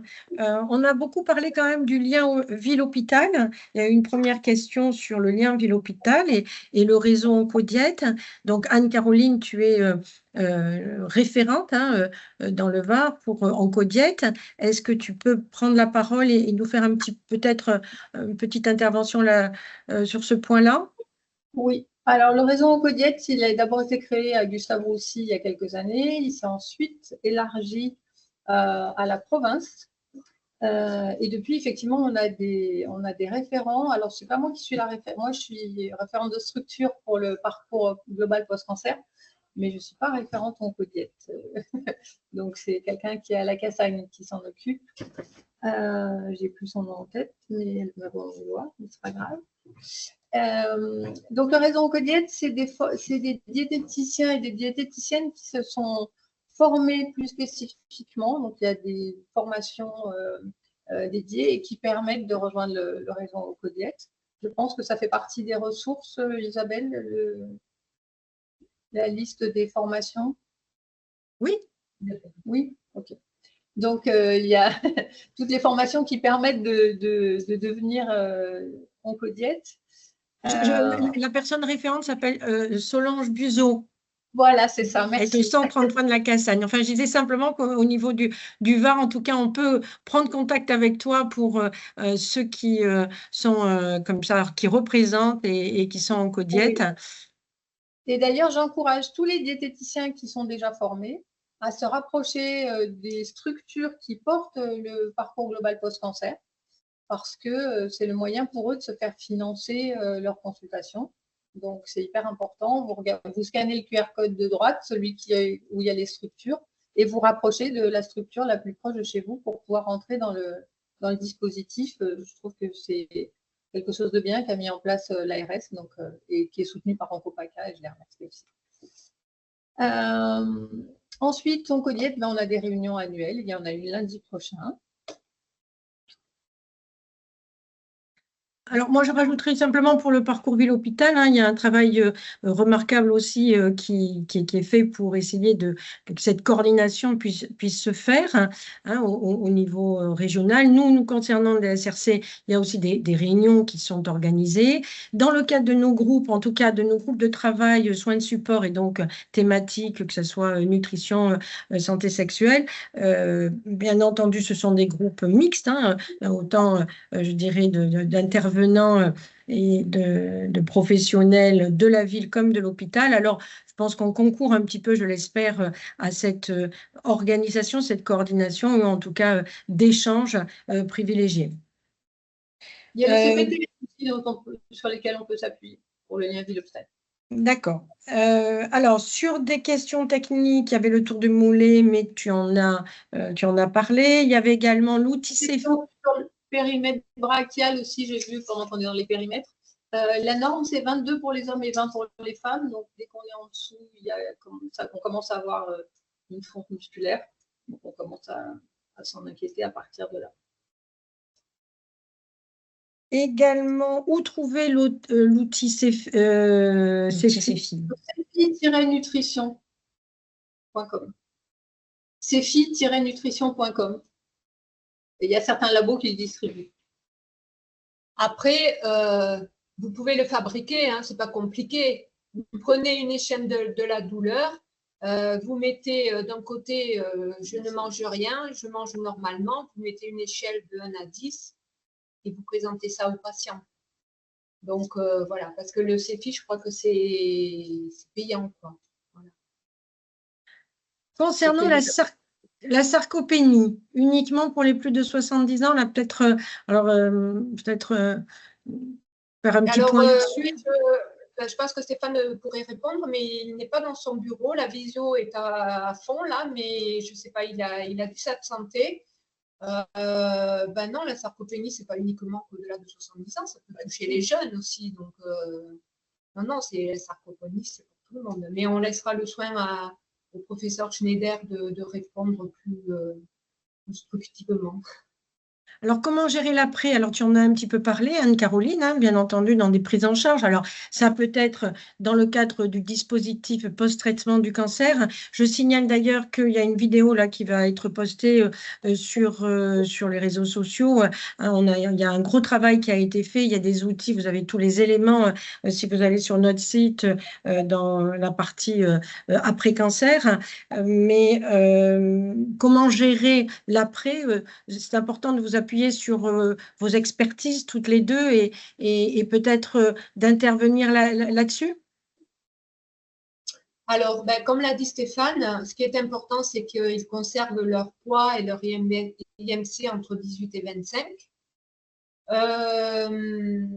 Donc, ensuite, nous, la prise en charge, moi, je parle personnellement parce que c'est vrai que la prise en charge nutritionnelle chez nous, elle est vraiment bien en place et suivie. Je travaille avec des médecins qui sont très sensibilisés à la dénutrition, sur le plan nutritionnel. Donc, elles voient leurs patients régulièrement, tous les 3 mois, dans le cadre du suivi. Et dès qu'elles constatent une perte de poids, les patients vont m'être adressés. Voilà. S'il n'y a pas besoin, il n'y a pas besoin. Bon, ça, c'est des cas particuliers où la diététicienne, l'équipe diététique est très présente. Ce n'est pas forcément partout le cas dans les hôpitaux, malheureusement, et encore moins dans les cliniques. Donc, c'est vrai que c'est important de faire le lien avec la ville, avec le réseau Oncodiec. Et puis, voilà, Caroline. Et sur le suivi au plus long terme, on récupère à peu près des risques qui sont les mêmes qu'en population générale. Donc, on est sur le PNNS et on s'appuie dessus. Il y a peu de recommandations sur la nutrition à distance du cancer, j'entends, hein, sur les 2-5 ans, etc., qui soient plus spécifiques aux patients qui ont eu un cancer. On retrouve un PNNS normal. C'est d'ailleurs dans ce cadre, là l'aspect séquelles. Hein, donc, c'est tout un travail qui a été fait dans le cadre des travaux séquelles et que l'on présentera lors de la formation qui sera en présentiel, en mars, fin mars, début avril prochain. Hein, donc, on abordera ces aspects-là et les travaux qui ont été faits par des experts pour présenter des arbres décisionnels et pour aider les professionnels justement à prévenir ce risque-là. S'agissant de risques… Oui, je voudrais juste rajouter quelque chose parce qu'en fait, on n'a pas trop insisté dessus, je trouve, c'est l'importance de l'activité physique. C'est vrai que j'ai un peu oublié de le spécifier sur mes diapos, mais c'est vrai que il y a la prise en charge diététique, mais il y a le maintien de cette activité physique tout au cours des traitements et après traitement. Et c'est vrai que nous, on n'a pas encore d'APA dans les services, hein, mais on encourage nos patients à faire de l'activité physique adaptée. Et moi, quand je donne mes conseils diététiques, je leur dis aussi et continuez à avoir une activité physique. Il y a des jours où vous serez très fatigué, ben, vous faites pour le mieux. Mais dès que ça va mieux, vous vous forcez à avoir une activité physique, jardiner, marcher. Voilà, donc certains patients, ben, ils vont avoir des séances de kiné qui vont être prescrites. Lorsqu'il y a un prestataire de service au domicile, parfois il propose de l'APA. Donc, on encourage les patients à faire ces séances d'APA. Il existe aussi des structures comme la CAMI qui proposent justement ces séances d'APA à faire en ville. Voilà, donc c'est quelque chose, donc c'est vrai, on n'en a pas trop parlé, mais ben, on parle de sarcopénie, de cachexie, mais l'APA c'est un traitement en tant que tel, comme la nutrition et comme les traitements oncologiques, mais enfin voilà, qui reste très important. On rajoutera d'ailleurs. On rajoutera peut-être d'ailleurs quelques éléments alors, sur le dispositif, hein, peut-être. Et puis également, je rappelle les maisons sport santé hein, qui peuvent faire un bilan. Et effectivement, c'est important, Isabelle, de le souligner, l'importance, mais je l'ai dit et professeur Stéphane nous a rejoint hein, sur ces travaux qu'on avait fait de prise en charge en triptyque, hein, donc la nutrition, l'activité physique adaptée et le soutien psychologique, et qui nous permettent de prendre le patient dans une approche globale. Professeur Schneider, il y a une question sur la sarcopénie. Sarcopénie uniquement pour les plus de 70 ans? Non, mais... Non, ben non. En fait, la sarcopénie primaire, c'est celle qui est liée à l'âge, puisque c'est malheureusement, enfin, c'est pas une fatalité pour les personnes qui gardent une activité physique soutenue, mais c'est habituellement lié au vieillissement, mais à partir de l'âge de 40 ans quand même. Hein. Mais après... disons que la sarcopénie fait partie de la cachexie, puisque c'est une nutrition chronique. Donc, effectivement, le diagnostic peut être fait à n'importe quel âge. N'importe quel âge. Bon, de toute façon, on abordera peut-être ces points-là dans, je dirais, le deuxième module qui sera plus avancé. Alors, il y a d'autres questions là, très techniques quand même, mais il faut... Alors, comment gérer le risque du CRI, hein, du syndrome de renutrition inappropriée, si le patient était dénutri? En fait, il y a des recommandations, hein, et ça, on peut les trouver sur tous les sites, dans les chapitres de bouquins. Il faut commencer doucement les apports en cas de dénutrition sévère. Hein. Il y a des facteurs de risque de SRI, de nutrition inappropriée, la durée du jeûne, la sévérité de la dénutrition, l'alcoolisme, etc. Et en fait, quand le patient est à risque, on y va très doucement, on commence à 10 kilocalories par kilo et par jour, voire même moins. Et on monte progressivement en surveillant les ions intracellulaires, phosphore, potassium, magnésium, voire en supplémentant d'emblée chez les patients à risque et surtout en suivant au début de tous les jours. Donc c'est vrai que ce n'est pas trop compatible. C'est pour ça que la parentérale doit être commencée en établissement de santé, obligatoirement. Mais par contre, l'entérale, ce n'est pas le cas, mais nous, dans le service, jamais on ne commence à domicile. On commence toujours en hospice. Maintenant, ce n'est pas pareil partout. Je connais un CHU où ils commencent à domicile parce qu'ils n'ont pas les lits pour ces patients-là. Mais c'est quand même, le patient sévèrement dénutri, c'est quand même quelqu'un où il faut surveiller de très près, comme le lait sur le feu, le risque de SRI. Alors Stéphane, j'ai présenté dans les ressources à la fois la fiche qu'on avait fait SRI. Je trouve qu'elle est, moi je la trouve remarquable. Alors peut-être aussi on peut la proposer en label. Non mais c'est pas moi qui l'ai faite, c'est vous qui l'avez faite. Hein, donc, vous tous. Et puis également la fiche 4 volets sur la nutrition entérale et parentérale. Je rappelais qu'effectivement, hein, la prise en charge doit être d'abord hospitalière, etc.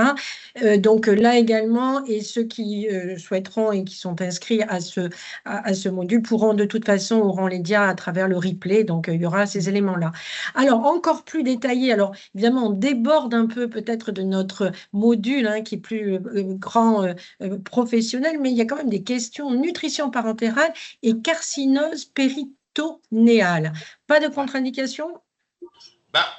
Au contraire, c'est une indication. Enfin, attention, parce que la carcinose, surtout au début, ne donne pas d'occlusion. Au moment où la carcinose engaine les anses digestives et donne une sténose, on n'a pas d'autre choix que la nutrition parentérale. Hein. Avec d'autres traitements, avec les analogues de la somatostatine, etc. Il n'y a pas que la nutrition, mais la nutrition parentérale fait partie du traitement de la carcinose.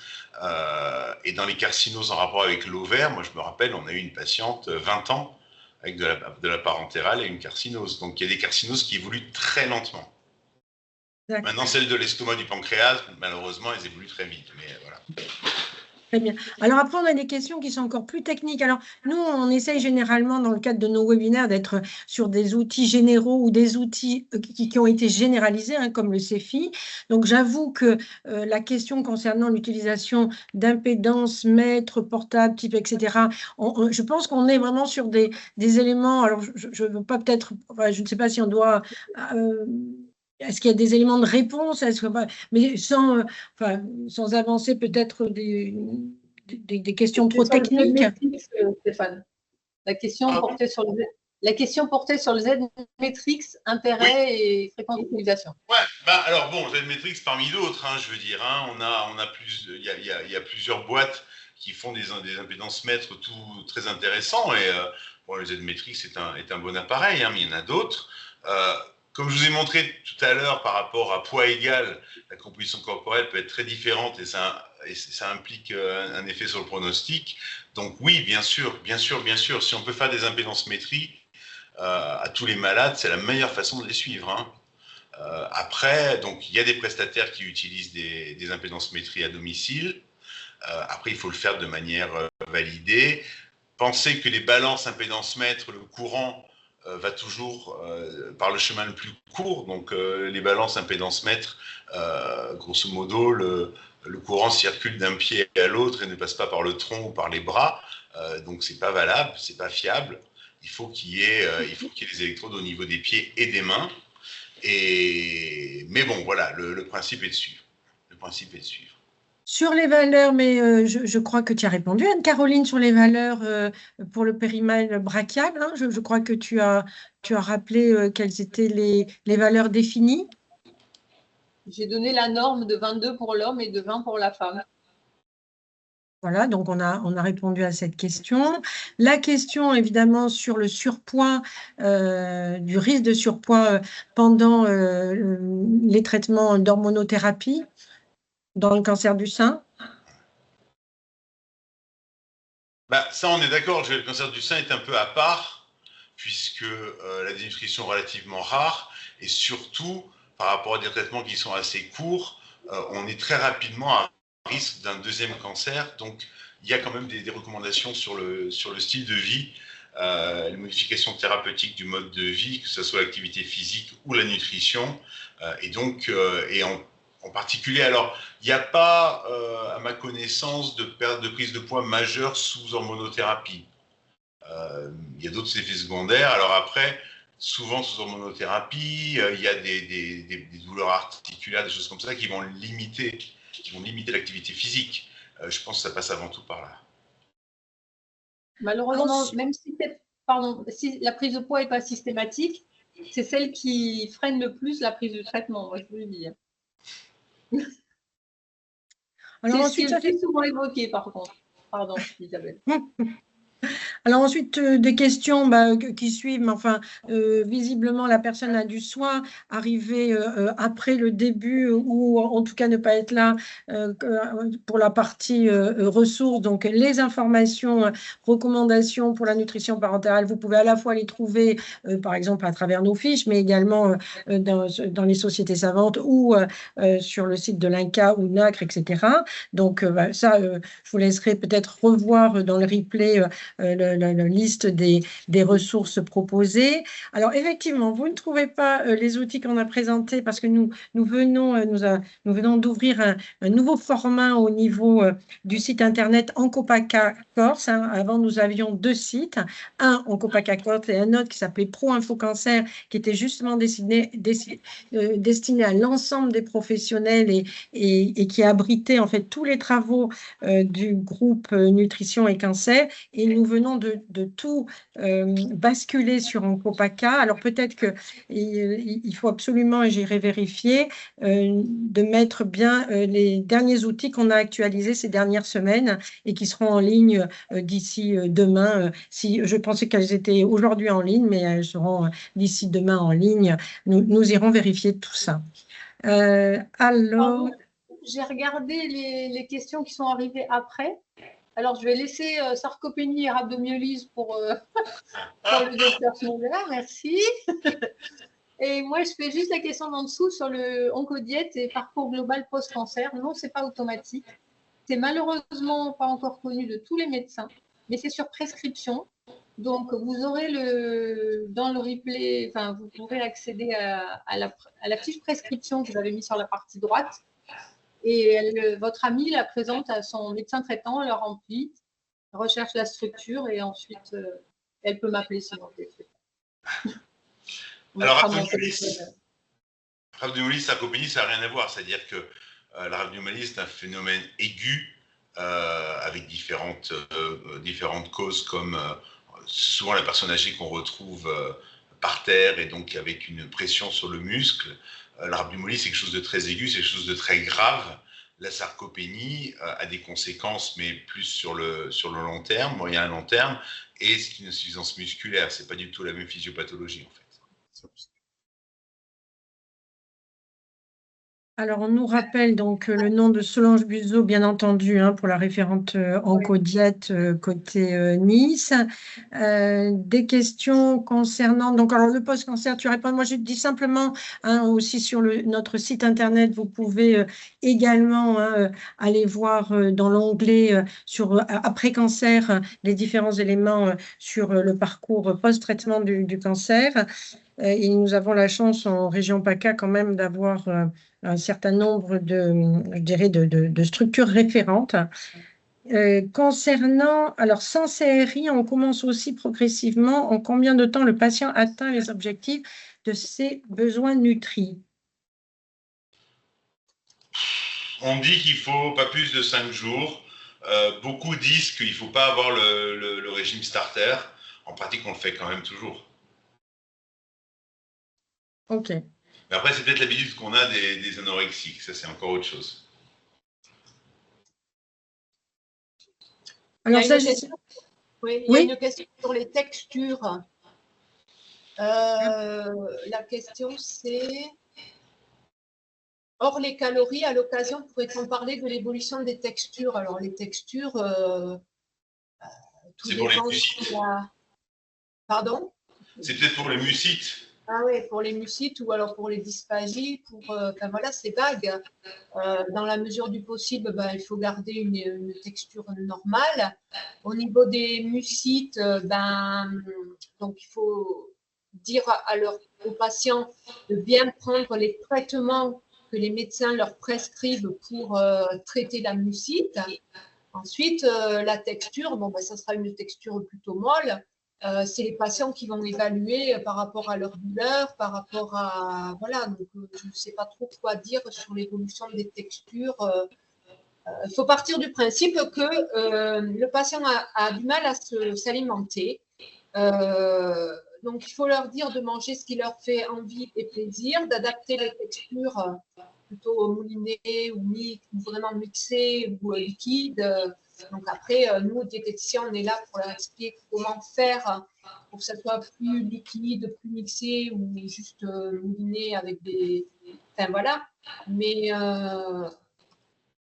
alimentation plaisir avant tout. Et rajouter du gras, pour que ça soit plus onctueux. Vas-y, Caroline. Non, mais... Des matières grasses, de la crème fraîche, voilà. Pas que pour les calories, mais effectivement, parce que ça glisse mieux. Alors, pour continuer, en cours de chimiothérapie, conseillez-vous de faire attention aux produits à risque, type viande, poisson, œufs crus, fromage au lait cru. Il n'y a pas plus, Stéphane, je ne sais pas, il n'y a pas plus de risque. Le patient doit manger parce que c'est important qu'il ne perde pas de poids. S'ils ont envie de manger une viande crue, je leur dis, vous vous assurez de la source de la viande. Donc, vous allez chez un boucher qui vous garantit que la viande est fraîche. Voilà. Mais si vous avez envie d'un tartare, mangez un tartare. C'est mieux que rien du tout et perdre du poids. Moi, c'est ma conception en moi de la prise en charge diététique du patient cancéreux. Stéphane Non, mais je suis d'accord avec toi. Hein. Je pense qu'on est dans un pays où la sécurité alimentaire est quand même assez majeure. on entend quand même parler, enfin le rappel de Vacherin Mondor ou de hamburger, c'est même pas une fois par an, je veux dire. Donc du coup, je pense qu'on est en sécurité. Après, comme tu dis, la source, la DLUO, c'est aussi important. Après, c'est vrai qu'une toxi-infection sera plus grave chez un immunodéprimé que chez quelqu'un en bonne santé. Hein. Ouais. Je suis d'accord avec toi, l'essentiel, c'est qu'il mange. Et qui s'assure de la source de, voilà, même si c'est pareil pour les crustacés mollusques, bon ben, oui, s'ils ont envie de manger des huîtres, mais assurez-vous de la fraîcheur de vos aliments. Et si vous avez un doute, ben, par contre, vous vous privez. Pour ne pas prendre de risques supplémentaires. La limite, c'est la greffe de moelle, évidemment. La limite, c'est la greffe de moelle, bien que les choses changent. Bien que les choses changent. Et donc là, il y a eu au CHU, conduite par une collègue qui est Sophie Estran, une étude où les patients après greffe de moelle sont allés chez un chef étoilé, ont cuisiné et ont consommé des aliments bien au-delà de ce qui est recommandé classiquement après greffe de moelle. Pour ce qui concerne le parcours post-traitement du cancer, moi simplement, je vous rappelle qu'on a sur le site Oncopaca Corse, et là, il est à jour, je dirais, une rubrique dédiée avec l'ensemble des informations, à la fois sur je dirais, les structures référentes, le moyen de faire accéder son patient aux patients éligibles à ce dispositif. Je prends note des questions ponctuelles. Éventuellement, je reviendrai vers les personnes et je demanderai à la référente ici, Aude Bogueuse, qui est en charge de la coordination de ce parcours en ville, éventuellement de prendre contact. Mais s'agissant, on a beaucoup de questions sur le post-traitement du cancer.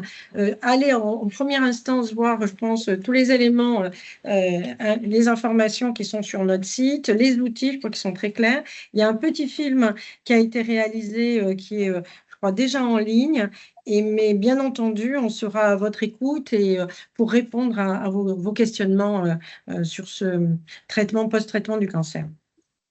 C'est juste que je répondais à la personne qui, visiblement, je pense que c'est une diététicienne, qui dit qu'on fait une facture pour que la consultation soit remboursée. Non, ça ne se passe pas comme ça. Il faut s'adresser. Et c'est pour ça que je disais, rapprochez-vous d'une structure établie. Et c'est pour ça que je disais qu'elles sont sur la partie droite de mon truc. Parce que voilà. Et donc, tout à fait. Mais en fait, si on encore des questions. Voilà, des questions, n'hésitez pas. Ce dispositif est finalement très récent. Je dirais que cette prise en charge, bon, on l'avait pensé dans le cadre du groupe Nutrition et Cancer, cette prise en charge en triptyque. Ce dispositif a été proposé dans le cadre de la nouvelle loi sur la sécurité sociale, mise en œuvre précocement en région PACA, mais également maintenant étendue sur l'ensemble des régions en France.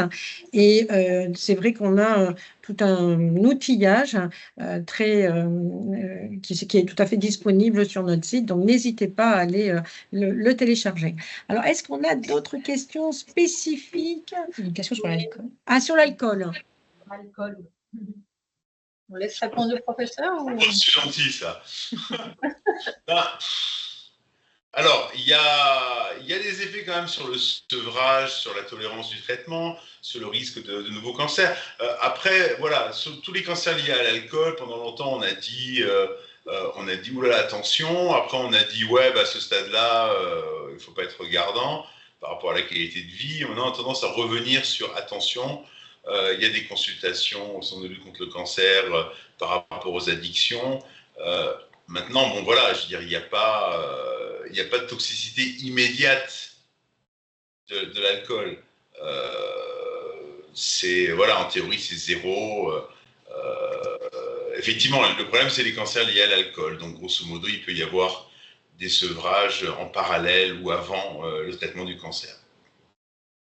Ouais, moi, je voudrais rajouter, tout dépend avec qui on parle. Si c'est un patient qui a des problèmes avec l'alcool, c'est sûr qu'on va être prudent. Pour les patients voilà, qui nous demandent, bah oui, c'est Noël, c'est le 1er de l'an, c'est mon anniversaire, est-ce que j'ai le droit de boire une coupe de champagne ou un verre de vin?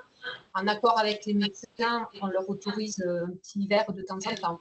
Mais il faut que ça soit raisonnable et très ponctuel. Voilà. Après, s'il y a un problème voilà, avec l'alcool, on a un tout autre discours. On s'adapte en fonction des patients. Il y a une question sur les aliments contre-indiqués avec les traitements de chimiothérapie. Alors, il y a certaines chimiothérapies, notamment des chimiothérapies orales. Le jus de pamplemousse peut faire interférence avec, alors je ne vous dirai pas le nom des chimios parce que je n'ai pas en tête, mais voilà. Donc là, le jus de pamplemousse peut être contre-indiqué comme le millepertuis aussi. On va peut-être parler aussi de tout ce qui est plantes médicinales. Alors nous, par rapport au jus de pamplemousse, c'est vrai que les infirmières d'annonce ou les IPA ont tendance à dire, dans le doute, vous supprimez. Alors moi, je ne suis pas tellement d'accord, donc, parce que s'il n'y a pas d'interférence avec la chimio qu'ils ont, je leur dis, je fais le système de précaution. Je leur dis, vous avez envie de boire du jus de pamplemousse, vous en buvez un verre de temps en temps, mais surtout pas tous les jours et en des quantités importantes. Voilà. S'il n'y a pas d'interférence avec la chimio utilisée pour le patient, le principe de précaution, c'est leur dire de temps en temps, vous vous faites plaisir parce que vous adorez le jus de pamplemousse, mais ce n'est pas tous les jours et ce n'est pas tous les jours. Si c'est une chimio, les fameuses chimios orales concernées, pour qui le pamplemousse est contre-indiqué, donc là, c'est zéro absolu. Alors, il y a aussi, on n'a pas trop parlé des herbes aromatiques, enfin, des herbes médicinales comme le millepertuis, voilà, le curcuma, enfin, tout ce qui est épices et tout ça. Donc, c'est pareil, il y a des principes de précaution à avoir. Et là, c'est intéressant de diriger vers les patients, quand ils prennent des compléments alimentaires, de diriger les patients vers les pharmaciens qui vont leur dire s'il y a une potentielle interférence avec les chimiothérapies ou pas. Voilà. Si tu veux rajouter quelque chose, Stéphane. Non, je suis parfaitement d'accord avec toi. Hein. Voilà. Il me semble, Stéphane, je parle sous ton autorité, que NACRE a fait quelques informations, hein, je crois, justement sur ces plantes médicinales, également le thé vert. Enfin, je crois qu'on retrouve des... Oui, il y a eu des webinaires en particulier qui doivent être sur le site là-dessus. Hein. En fait, il faut... Voilà, il n'y a pas d'interdiction, mais il faut... on est dans le domaine de l'espoir. Enfin, voilà. Moi, je comprends un patient en fonction évidemment du pronostic. Si on est dans une situation d'impasse thérapeutique, on ne peut pas reprocher à la personne d'aller chercher des choses fantaisistes, hein, même si elles sont fantaisistes. Après, c'est à nous d'expliquer les choses. Voilà, je veux dire, je pense que moi, demain, j'aurai un cancer du pancréas à un stade métastatique. Voilà, j'essaierai plein de choses. Il y avait une question, Stéphane, un peu plus haut, les critères précis pour décider d'une mise en place d'une nutrition parentérale. Alors, en fait, il y a deux choses. Soit on est un tableau digestif aigu, occlusion, péritonite, hémorragie, etc. Il n'est pas question de mettre de l'entéral. Donc ça, c'est les indications, c'est les contre-indications de l'entéral. Il y en a peu, et en général, c'est de l'aigu. Donc là, à ce moment-là, la seule option, c'est la parentérale. Maintenant, de plus en plus, et on l'a vu dans la grosse étude suisse, qui est quand même l'étude Princeps aujourd'hui en nutrition, qui est de regarder, c'est-à-dire on commence par l'oral. Si au bout, alors eux ils le faisaient au bout de 48 heures, on peut le faire au bout d'une semaine. Si au bout de quelques jours, on ne couvre pas 50% des besoins, on rajoute l'entéral. Si au bout de quelques jours d'oral plus entéral, on ne couvre pas 50% des besoins, on rajoute la parentérale. Voilà.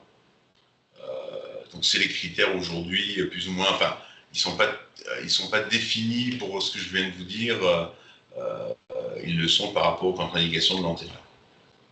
Mais c'est vrai que la nutrition parentérale doit pas être la prise en charge nutritionnelle de premier recours de manière générale.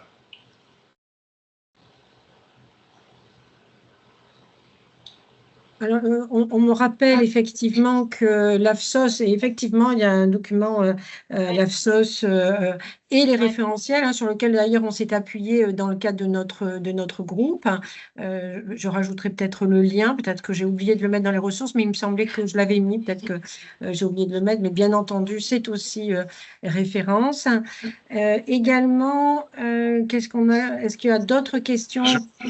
Je vois que Sylvain Lefebvre, que je salue, parle du site onco.be. Donc, si manifestement il y a des infos sur les compléments alimentaires, donc allez regarder. Très bien. On va enrichir les éléments de ressources. Je crois qu'on a quand même fait, je dirais, le tour de l'ensemble des questions. À nouveau, nous tenons, nous, à vous remercier, tous les trois. Je sais que combien 2 heures de temps sur vos activités, c'est toujours 2 heures de prix, et avec des fils actifs importants. Merci infiniment d'avoir participé à ce module, mais il y a un deuxième module, ce n'est pas fini, le 26 novembre. Alors, ce deuxième module est vraiment à destination des professionnels, médecins et diététiciens, diététiciennes. Alors là, on va vous demander d'être actif, c'est-à-dire que donc Milena va vous envoyer le formulaire d'inscription. Normalement, on ouvrira les inscriptions à partir de la semaine prochaine. Avec, et ça c'est vraiment important, on va vous demander de nous proposer, de nous questionner sur une petite vignette clinique. Et c'est grâce à vos vignettes cliniques, et bien entendu, il nous faudra les trier, donc on va vous demander vraiment d'y répondre le plus rapidement possible, que nous vous confirmerons votre inscription pour ce deuxième module. Donc, je rappelle quand même que c'est un module qui est à l'attention des professionnels de santé, spécialistes de la nutrition ou diététiciens, diététiciennes. Également, c'est dans le cadre de la stratégie décennale, c'est pour partager les connaissances, et nous avons la chance effectivement en PACA-Corse d'avoir ce groupe expert nutrition et cancer, et qui nous permet de vous proposer ces modules. Et encore une fois, merci à tous ceux. Je pense qu'il y avait des participants qui étaient du groupe, donc merci d'y avoir participé, et surtout merci à nos intervenants. Et si vous voulez nous dire un dernier mot, je crois qu'on est dans les temps, il est 14h55 et on a 5 minutes pour clôturer ce webinaire. Moi j'ai l'impression, c'est rare d'avoir un webinaire avec autant de participants déjà, donc je suis très heureux. Voilà, écoutez, j'espère qu'on a répondu à vos questions. J'ai l'impression, on a des messages de remerciement. On a des retours là, c'est assez. Et j'en profite pour ceux qui sont encore là, vous recevrez un questionnaire de satisfaction pour évaluer un petit peu plus en détail comment vous avez perçu la formation. Et c'est aussi pour s'améliorer également et avoir des pistes d'amélioration pour le deuxième module.